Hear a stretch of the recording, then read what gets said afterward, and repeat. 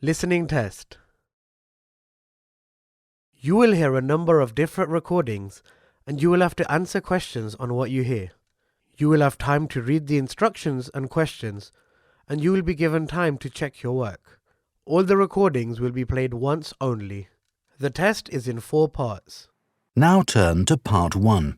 You will hear a man talking to a woman about hiring a car. First, you have some time to look at questions 1 to 5.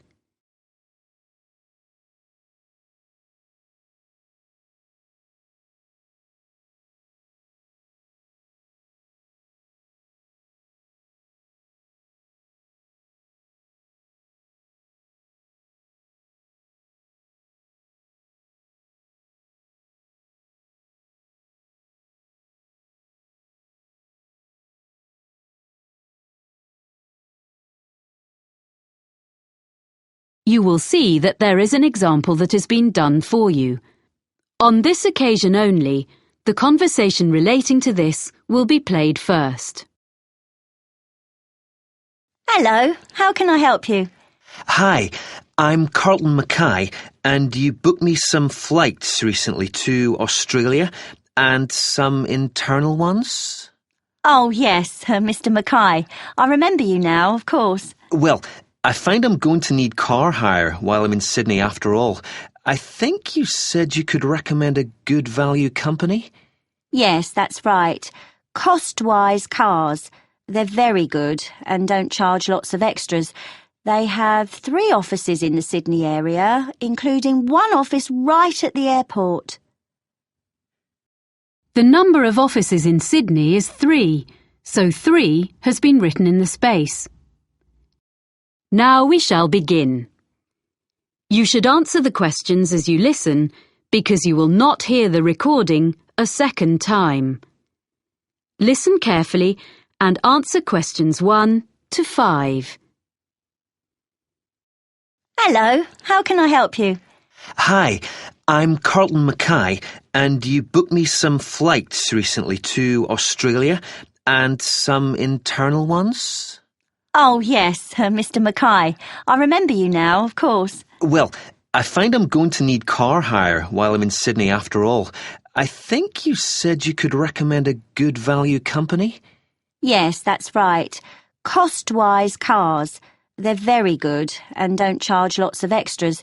They have 3 offices in the Sydney area, including 1 office right at the airport. So I'll just book it online? Yes, you can book online, but you should have their phone number too, just in case. Of course. That's 1800 705 639. It's on the website, and you can get a discount if you quote your booking reference from us. Oh, what's that? I mean the one you got from me when we booked your flights. I have it here. 743 002. Oh, thanks. I guess I've got it at home, but I'll write it down again in case. A discount is good. So, where exactly is the office? I'll be coming to the domestic terminal from Melbourne. It's immediately outside the international terminal. OK. And another thing I want to check is, will they be open when I arrive, or is it just office hours? Well, they open at 7:15 and close at 6:15 in the evening. So let's see. You're due to land at 6:10. By the time you've collected your bags and so on, which will take a little while, they won't be open. But if you arrange it in advance, they can wait for you. You do have to pay an extra $30 for that, though. OK. Well, I'm staying near the airport the first night, so I could go back in the morning and save a day's hire? Yes, that'd be better. That'd save you about $50. Do you know what kind of cars they have? Quite a variety, I think. The best value should be under $60 a day with luck. That would be the Echo, I guess. Sorry? ECHO. Like when your voice bounces back?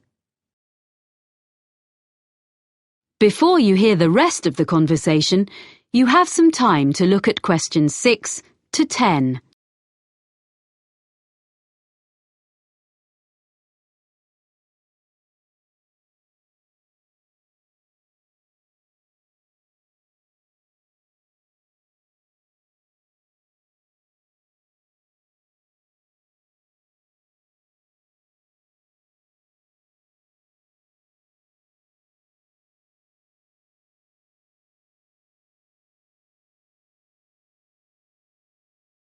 Now listen and answer questions 6 to 10. I suppose I have to book online before I leave? That's the best way. They won't deduct any charges until you finish with the car, but they do need your credit card number when you book, and of course they'll want to see your driving licence when you collect. How long will you need it? I'm in Sydney for 7 days. I'll only actually need to use it on 3 or 4 of those days, I hope, but I'll keep it for the whole week. I guess it's going to be a few $100s. Can you suggest anything I can do to keep the cost down? Oh, you get quite a big discount if you do less than 1,000 kilometres in the week. Oh, that's good. I don't suppose I will be driving that far, actually. But, oh yes, the other thing I should mention is the insurance. It's included in the price. Oh, that is good value then. Yes, but what you must remember is that it doesn't cover anything except the car, so you must be careful not to leave anything at all in it when you park, because your luggage isn't insured, even if it's out of sight, locked in the boot. Yeah, well, I think my travel policy will cover that, actually. Good. OK, and can I return the car outside office hours? My flight home is very early in the morning. Can I put the keys through the door or something? There's a secure box just outside the office on the pavement. You just drop the keys in there. Oh, good. And one other thing, you should remember to buy petrol before you leave it. If you don't drop the car back with a full tank, you get charged to fill it. I recommend you go to a supermarket before you go out to the airport. Thanks for the tip. Not at all. Do call in again if there's anything else I can help with. I will. Many thanks. That is the end of section 1. You now have half a minute to check your answers.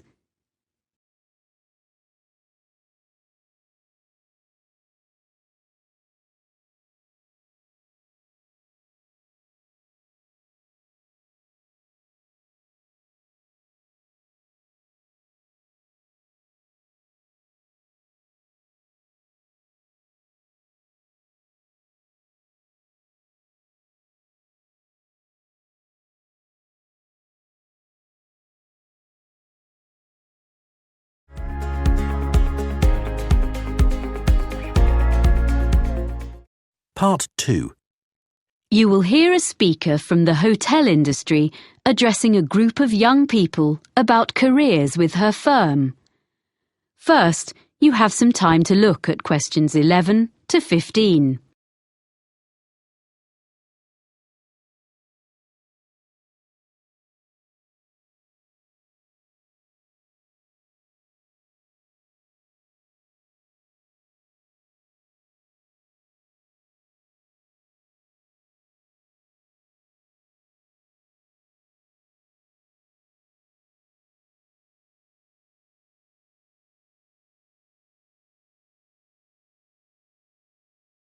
Now listen carefully and answer questions 11 to 15. Good morning. It's a great pleasure to be here in London and to see so many people interested in working in hotels. We in the International Finest Group of Hotels are very proud of our business, and we are always on the lookout for quality recruits in every department. Now, I'm going to outline some of the areas of work where we are currently recruiting and the essential skills or qualifications for them. Then I'll run through our recruitment procedure, okay? At the moment, we're looking for a number of people for administrative posts in different parts of the world, and also some roles which involve a lot of travelling. One of our main business streams is hosting special events for other businesses. If you have good communication and organizational skills, with a good level of fluency in at least one European and one non-European language, I'd suggest you think about becoming part of the team which sets up these events for all our centres. This would mean being based full-time in our London office. The work ranges from setting up small meetings a few days ahead to organising international conferences 2 years in advance, so there's plenty of variety. Some of the conferences we run have as many as 1,000 delegates, so it's quite challenging. Then there are some posts available for professionals in the catering field. Chefs we can find.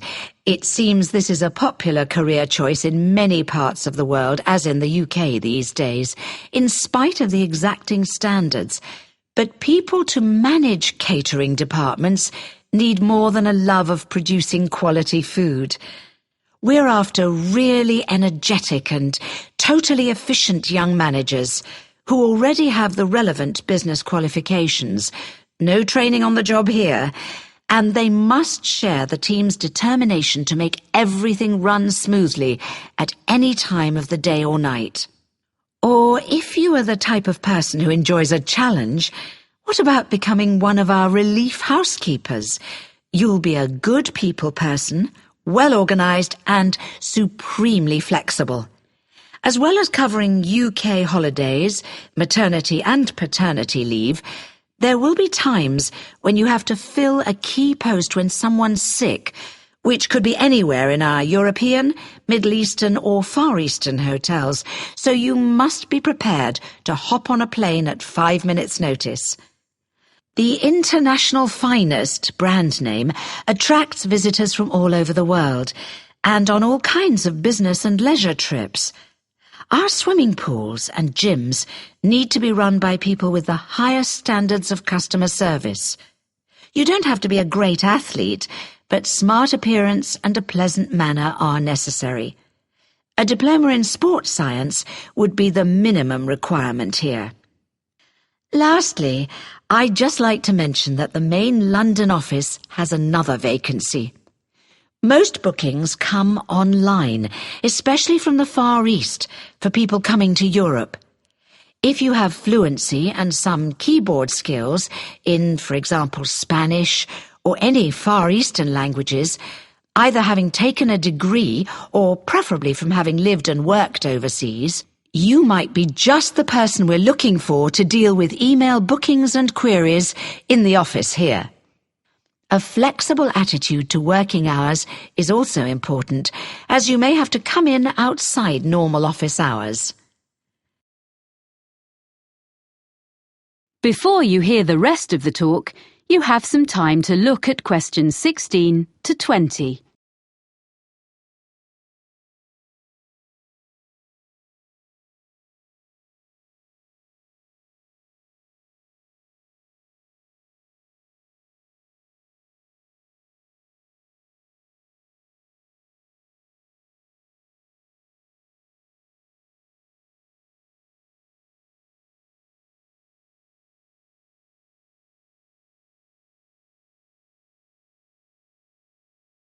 Now listen and answer questions 16 to 20. So that's an overview of the kind of jobs. Now, how to get them. First of all, provided you have a UK work permit, you can go online and register an interest in working for us. By return, you'll receive a unique applicant's code, which is your personal identification number and which we'll use in all communications. Along with that, you get access to the Human Resources website, where you should make sure you understand the legal terms and conditions which apply to all our employees. That's also where you can then download the application form, fill it in, and send it back along with your CV. You'll know within 48 hours whether you're being considered, as you get an automated response. Sorry if it's a bit impersonal, but at least it's quick. Hopefully, if we like the sound of you, there will be in that automated response a list of times for an initial interview which will take place by telephone during the following week. You confirm by email which of the time slots will suit you. Provided the interview is satisfactory, at that point we'll ask for any evidence of qualifications required, which might be your degree or diploma certificate or so on, which you have to send certified copies of, and we contact your referees. The last thing you have to do is you come along and have a look round the International Finest Group head office, get to know some of our team in human resources face to face, and participate in a one-day recruitment seminar, which involves a number of group and individual activities, along with other potential employees. Then, with luck, we'll offer you a job. So I hope you like the sound of joining our organisation. That is the end of section 2. You now have half a minute to check your answers.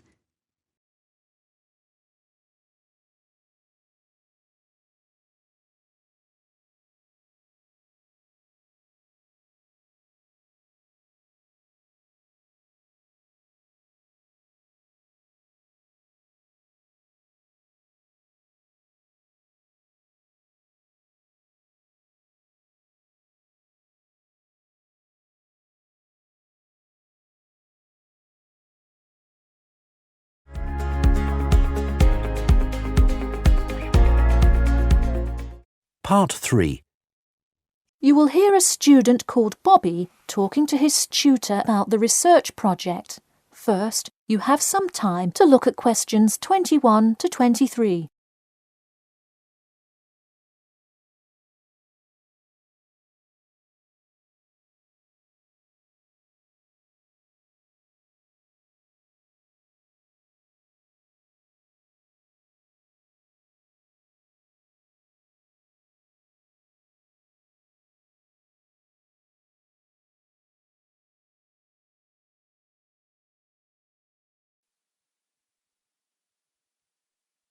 Now, listen carefully and answer questions 21 to 23.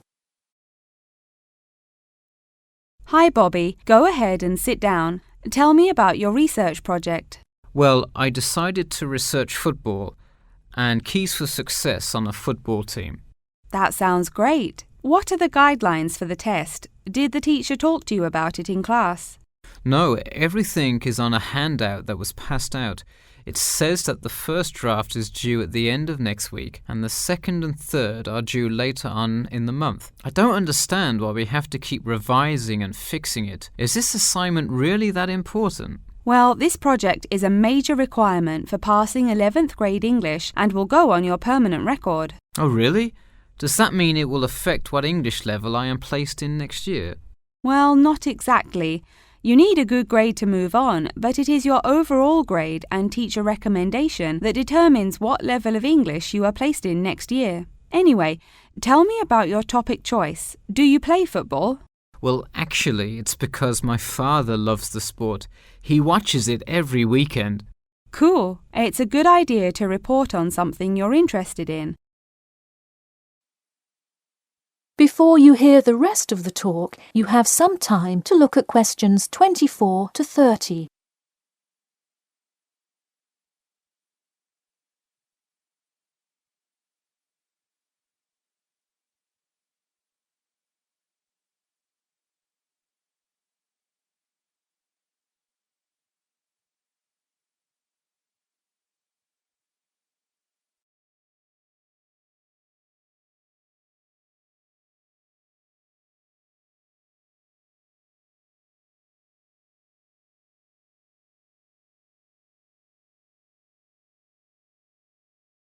Now, listen carefully and answer questions 24 to 30.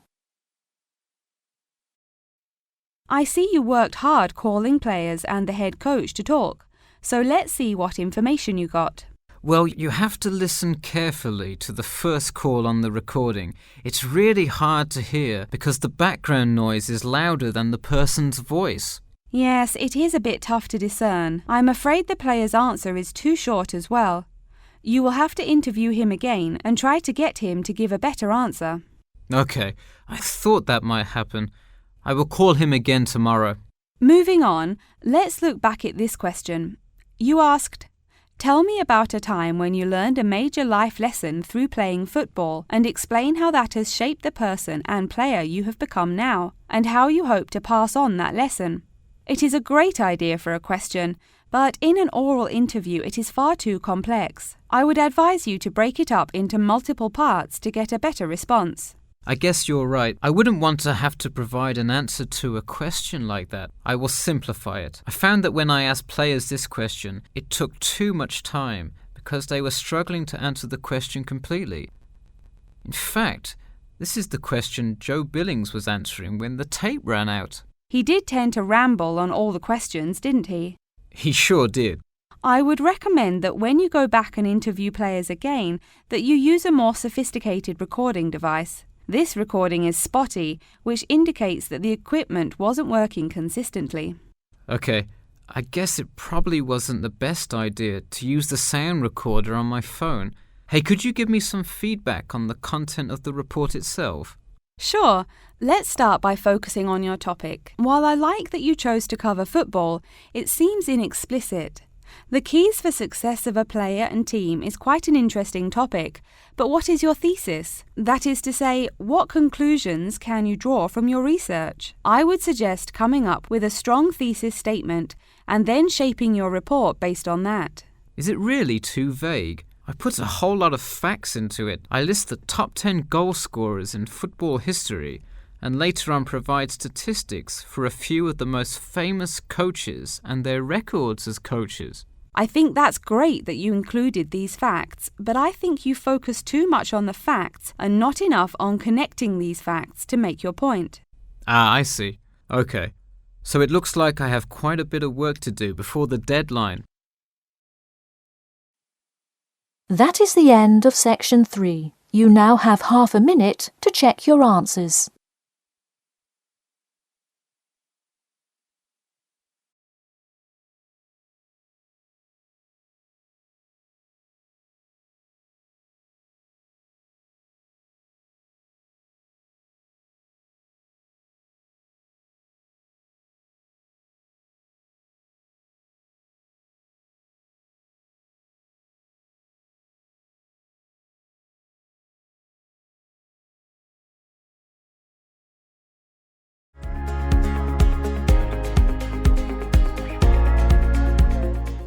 Part 4. You will hear part of a lecture about how to give a quality speech. First, you have some time to look at questions 31 to 40.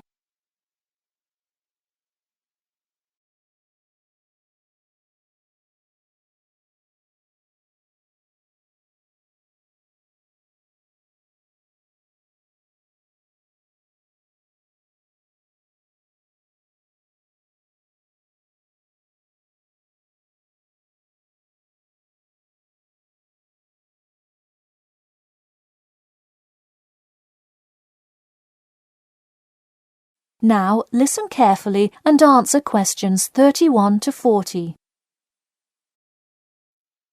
Good morning. Today I am going to cover the daunting task of giving a quality speech, a thought that makes most of us cringe. In fact, 90% of all people feel nervous about public speaking, about 10% of whom are described as genuinely terrified. Hopefully, when we are finished here today, you all will be in the 10% of the population who do not feel nervous at all.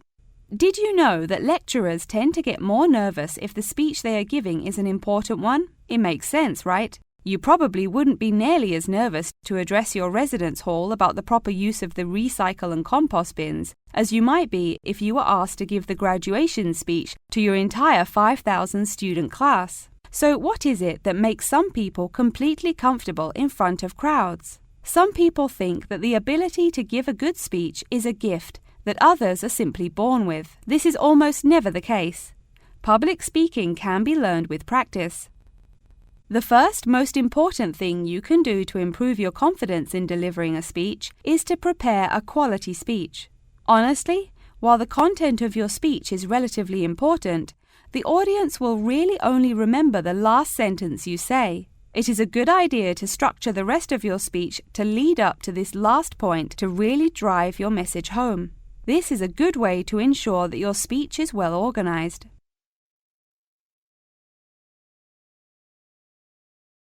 Once you are confident in the quality of the speech you have written, the rest is just about your stage presence. Let's go through some do's and don'ts of public speaking. First, you want to command the attention of the room. Do not, I repeat, do not proceed with your speech until the audience is paying attention. Even Martin Luther King Jr.'s I Have a Dream speech wouldn't have made any difference in the world without the undivided attention of his audience. To continue with the I Have a Dream example, one of the reasons that MLK was such an effective orator was his ability to speak with passion and engage with his audience. That sort of charisma does not come from reading straight from paper. Don't get me wrong, it is a good idea to write your main ideas down on a note card, sheet of paper or something. But one factor that will consistently lead to a boring, forgettable speech is writing down your entire speech. Do not write your full speech down. If you are constantly reading your paper, you are not making eye contact with your audience, and thus failing to really express the feeling that goes with your ideas. I advise you write 1 or 2 ideas, so if you suddenly draw a blank, you have something to jog your memory. If you've written a good speech that you believe in, those ideas should be sufficient to keep you on track. Once you have those ideas written down, give your speech a few practice runs in front of the mirror, into your sound recorder on your phone, or with a friend before it comes time to address a crowd. That way, you can hear how the ideas come across, make sure there are no abrupt transitions, and find out whether you are talking too fast or too slow. Timing is important. Make sure you time yourself beforehand to see how long your speech is. That is pretty much it. With practice, you'll be able to deliver an expert speech that engages and even maybe inspires your audience. Just remember, speak with emotion. No one wants to listen to someone reading from a script. As I come to a close in my speech, I'll point out that I have employed all of these tips that I have covered. I practiced my speech ahead of time and timed it, and I can even show you my one small index card with just 3 simple bullets on it. It's as easy as that. That is the end of Part 4. You now have 30 seconds to check your answers to Part 4.